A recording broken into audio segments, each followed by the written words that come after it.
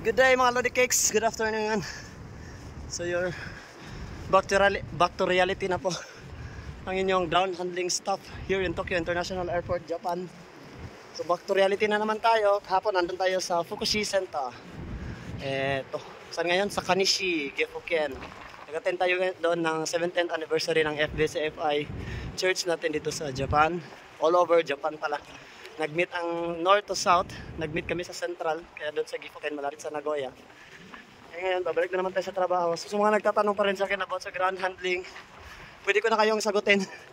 So gawa na, nandito na naman ako. Gawa na busy ako. Kasi nasa trabaho tayo ng gawain tayo ng Panginoon. Ngayon, pwede na tayo magsagot ng mga katanungan about sa ground handling dito sa Japan. So, bago kayo sagutin, magtatrabaho muna ako. Work. Shish. Para walang nangyari. What's up mga Lodi Cakes? Pumasok tayo kanina mga alas 12. Tapos uwi tayo ngayon mga alas 10. So ganito lang kasimple yung buhay natin. Para walang nangyari.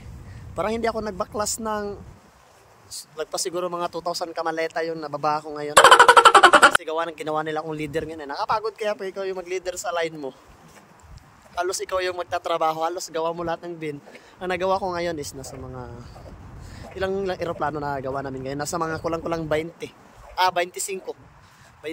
na eroplano yung nagawa namin. Kaya medyo maraming maleta yung nabaklas na.